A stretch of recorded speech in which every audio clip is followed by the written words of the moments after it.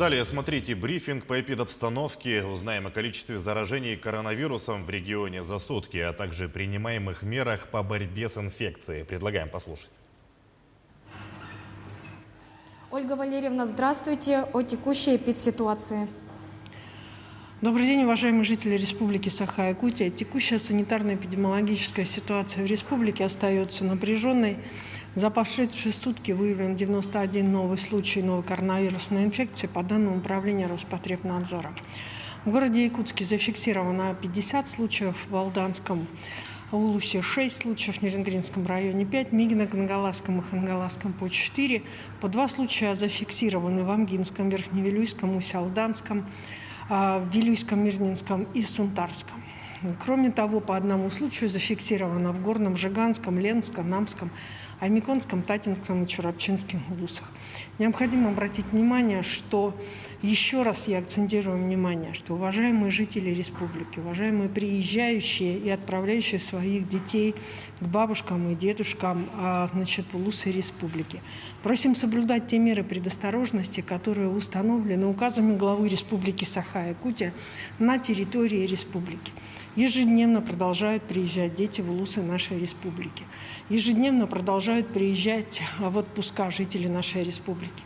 Именно, как правило, привоз, соответственно, вируса в районы дает и те группы заражений, которые сегодня у нас фиксируются в районах республики.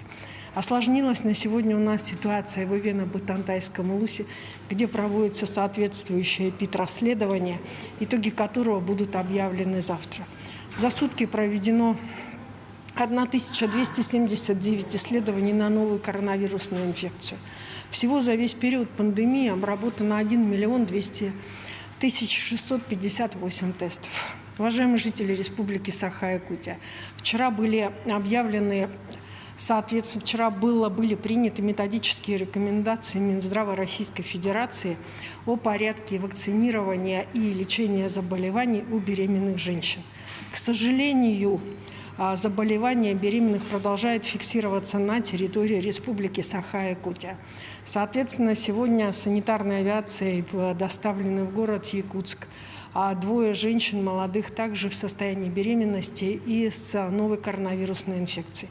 Еще раз обращаюсь к их членам семей, к окружению, к коллективам, к тем, у кого работают работодатели беременные. Те, кто сегодня ждет своих детей в семьях.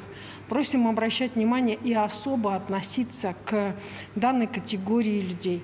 И очень четко соблюдать те правила, которые установлены для того, чтобы продолжить здоровое поколение в нашей республике. На 6 июля 2021 года в республику поступило 268 037 доз вакцины против новой коронавирусной инфекции.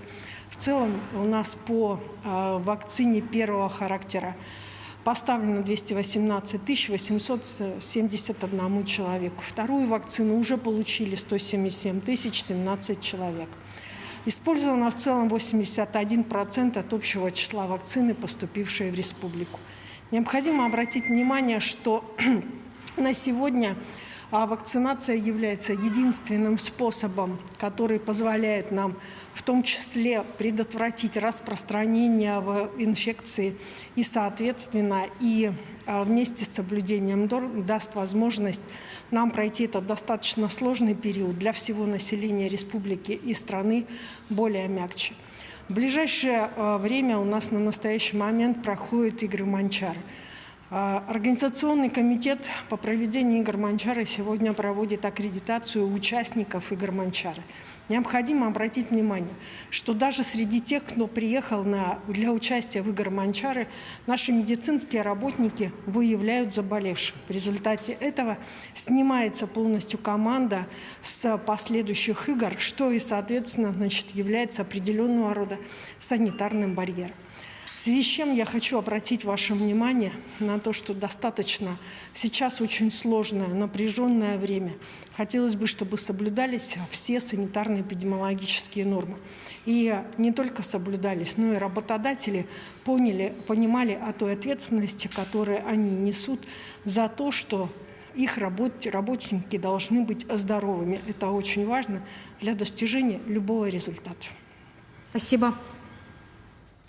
Это был брифинг оперативного штаба по недопущению распространения коронавируса, а мы идем далее.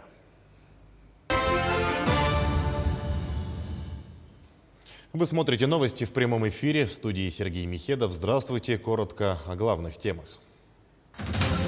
Помочь тушить огонь подталкивают в природу. Над лесами в Якутии продолжают вызывать искусственные дожди. Огонь Игорь Манчары сегодня принял Якутск, а уже завтра официальное открытие спартакиады. Под ритмичные звуки поет душа и сердце. Аккордеонист-виртуоз, уроженец Алекминского района, приехал на родину и дал несколько концертов. Над лесами в Якутии продолжают вызывать искусственные дожди. Об этом сегодня сообщил Дмитрий Садовников во время брифинга оперативного штаба по лесным пожарам. По его словам, на территории региона действуют 92 пожара. С огненной стихией борются почти 2900 человек. Используют 300 единиц техники. Крупные возгорания фиксируют в Хангаласском, Сунтарском и Горном районах. Как раз из последнего ветром принесло дым в Якутск. Обширно в тушении занята и авиация. Дополнительно по просьбе главы Якутии к борьбе с огнем привлечены 4 вертолета Минобороны, 2 из которых должны прилететь сегодня. Помимо этого, самолет «Циклон» вызывает искусственные дожди. Работу начал вчера. Работал по 14 пожарам в 4 районах. Это Усьманский район, Усть-Алданский, Татинский и Горный. Ожидаем итоги сегодня, но между тем в Усьманском районе дожди прошли, в Татинском тоже, в Усть-Алданском также. К сожалению, облачности ресурсных облаков для того, чтобы работал данный самолет в эти дни в районе Хангаласского района, в районе Горного тоже их отсутствует. Но между тем у нас ареал пожаров по республике хватает, и он будет сегодня будет работать на заречных районах нашей республики. Тем временем обработку лесов от сибирского шелкопряда завершили в Хангаласском, Намском и Якутском лесничествах, сообщает Минэкологии республики. Истребление вредителей проводили с помощью опрыскивания леса химикатами с самолетов. Использовали 7 бортов с оборудованием ультрамалого опрыскивания, говорится в сообщении. Также специалисты проведут работу по учету эффективности обработки очагов сибирского шелкопряда. Предварительный осмотр показал эффективность.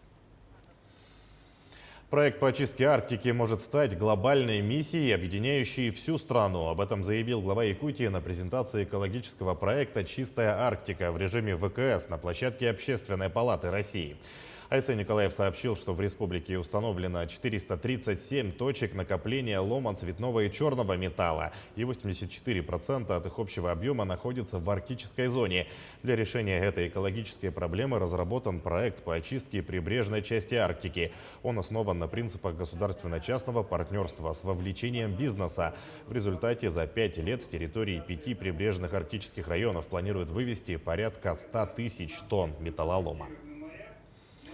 Более 80 молодых оленеводов получают ежемесячные денежные выплаты. Средства направляют на развитие кадрового потенциала в северных и арктических селах и закрепление молодых специалистов, работающих в оленеводческих предприятиях. Так, ежемесячные выплаты в течение 3 лет положены выпускникам, получившим профессию. На 1 июля это 81 молодой специалист. Из них с высшим профобразованием выплачивают по 22 500 рублей, со среднеспециальным по 16 500 и с начальным профобразованием по 12 тысяч рублей в месяц. Алданский филиал «Теплоэнергосервис» продолжает подготовку своих объектов к новому отопительному сезону. По заявлению специалистов, планы ремонтной программы выполнены наполовину. Подробности у Руслана Павлова. Лето – жаркая пора для коммунальщиков. За 3 месяца нужно основательно подготовиться к новому отопительному сезону. Теплоцентраль «Центральная» в Алдане самая большая в городе. В прошлую зиму здесь допустили несколько сбоев, поэтому к ней особое внимание специалистов. Да, остановки были там по дробилке. Кстати, дробилки перебраны полностью на 100%. Ремонт уже закончен, дроб корпуса, заменены подшипники. Промытый, все отрегулировано, отрепетировано, то есть дроп-корпус готов полностью к эксплуатации. Заменена сейчас уже почти заканчивается замена запорной арматуры полностью. Да, там, осталось там несколько штук, 5 задвижечек заменить, и все, и будет запорка заменена. Но ждем поступления в бригаду, которая приедет с Нерюнгри, профессионалов на обмуровку котлов. В целом специалисты объявляют 50% готовность всех объектов, находящихся в ведении теплоэнергосервиса. В небольших населенных пунктах котельные полностью готовы к подаче тепла. В боевую готовность практически уже приведены несколько котельных. В частности, котельная Лебединого полностью готова, хоть сейчас запускай, полностью готова к эксплуатации в предстоящий отопительный период. То есть проведена ревизия тепломеханического оборудования, заменены подшипники на электродвигателях, на поддувах, на дымососах. Пополняются и запасы угля. Он есть и на складах, и на площадках котельных. Ведутся работы по замене трубопроводов и теплотрасс.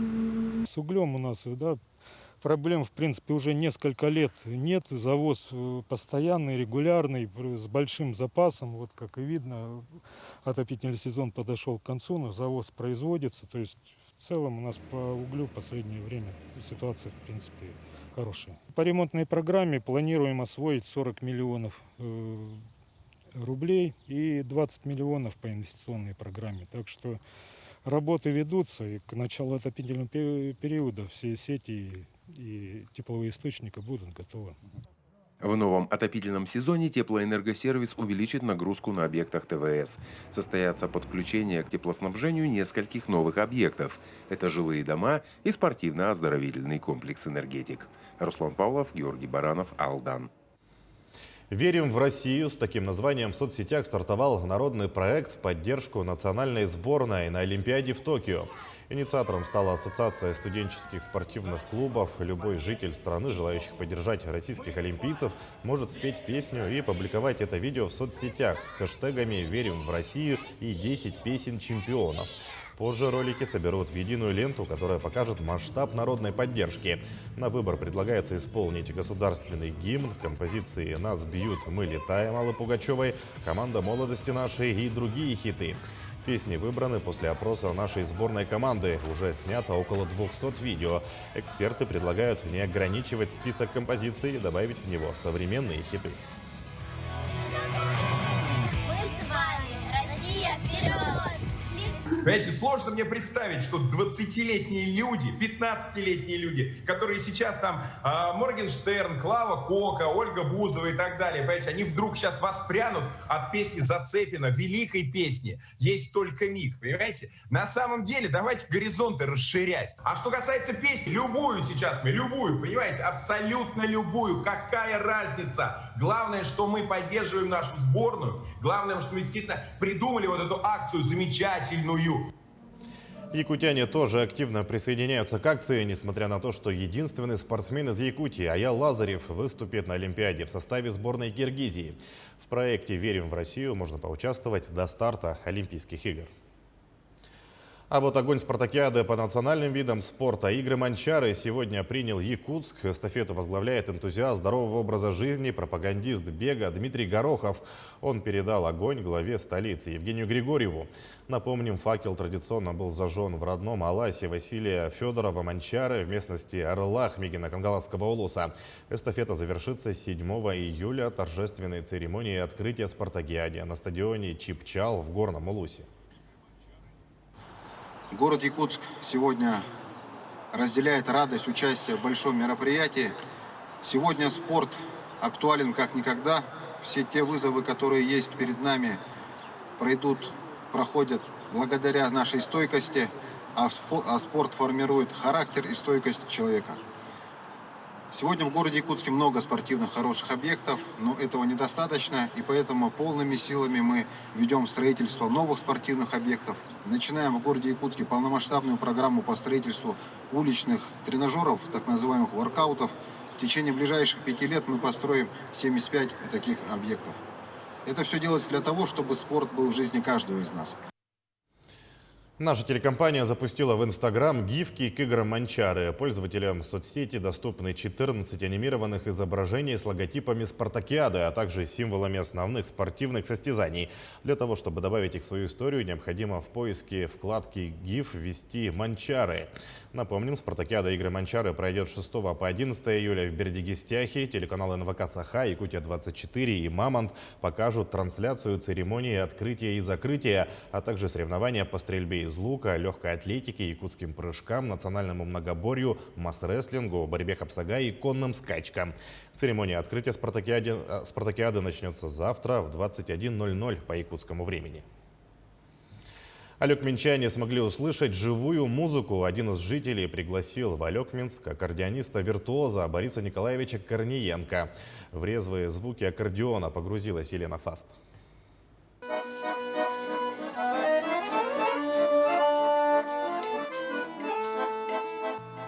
Давно не слышно было именно такой музыки, живой, искрящейся из-под пальцев аккордеониста-виртуоза Бориса Корниенко.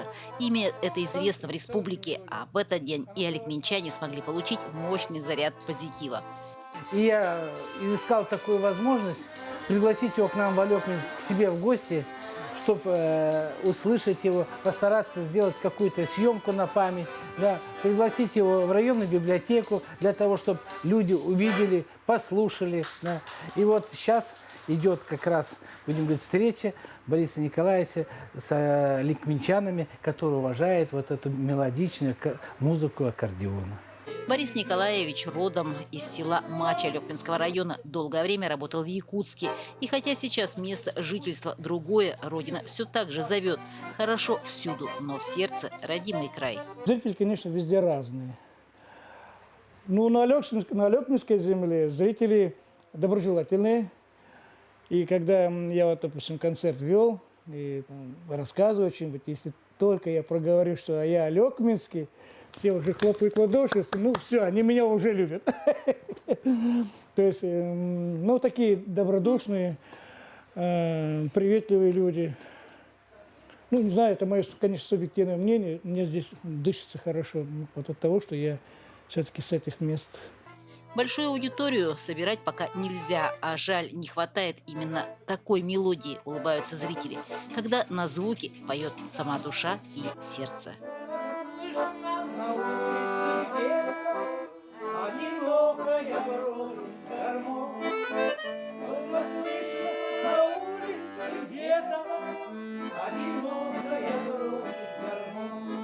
С удовольствием люди слушают, живой музыки не хватает.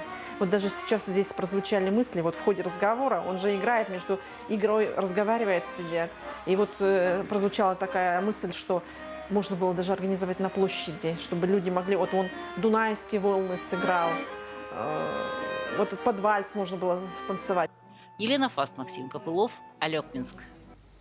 К этому часу это все новости. Оставайтесь с нами.